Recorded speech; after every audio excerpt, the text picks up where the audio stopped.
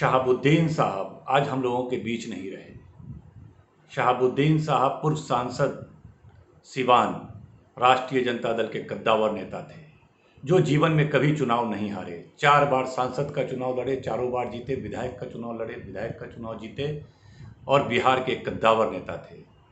उनकी मौत पर मुझे पूरा यकीन है कि एक कॉन्स्पिरेसी के तहत जेल के आईजी ने और दीनदयाल उपाध्याय हॉस्पिटल के डायरेक्टर ने मिलकर के उनके खिलाफ कॉन्स्पिरेसी करके उनकी हत्या की गई है, क्योंकि वे तिहाड़ जेल में रह रहे थे और तिहाड़ जेल के सेपरेट वार्ड में थे जहां पर किसी भी व्यक्ति को जाने आने की अनुमति नहीं थी। वैसे सुरक्षित जगह पर संक्रमण का पहुंचना एक अपने आप में शंका व्यक्त करता है।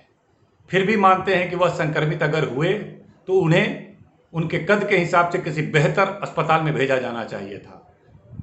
दिल्ली में कई बड़े अस्पताल, एम्स है, वो मेदांता हो, अपोलो हो, जैसे बेहतर कई अस्पताल हैं, वहाँ भेजा जाना चाहिए था। उनको दीनदयाल हॉस्पिटल में भेजा गया और वहाँ पर उनकी इलाज में पूरी तरह से शिथिलता बरती गई और लगातार उनके परिजन बेहतर इलाज के लिए दबाव बना रहे थे और वह देख रहे थे कि इनका स्थिति दिन प्रतिदिन बिगड़ता जा रहा है। समझ में नहीं आ रहा था कि वह एक साधारण हल्की संक्रमण की वजह से वहां गए थे और उनकी स्थिति जिस तरह से डेली बिगड़ने की बात कही जा रही थी और इन लोग बेहतर इलाज के लिए लगातार वार्ता कर रहे थे और उच्च संस्थान में भेजने का आग्रह कर रहे थे, लेकिन उनको नहीं भेजा गया।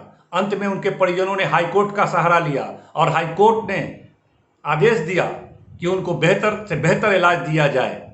उसके बावजूद, हाईकोर्ट के डायरेक्शन के बावजूद, ना ही उनको एम्स भेजा गया, ना ही मेदांता भेजा गया, ना ही अपोलो भेजा गया, ना ही वहाँ पर बेहतर से बेहतर इलाज की व्यवस्था की गई, ना ही परिवार के लोगों को मिलने जुलने बातचीत करने का मौका दिया गया।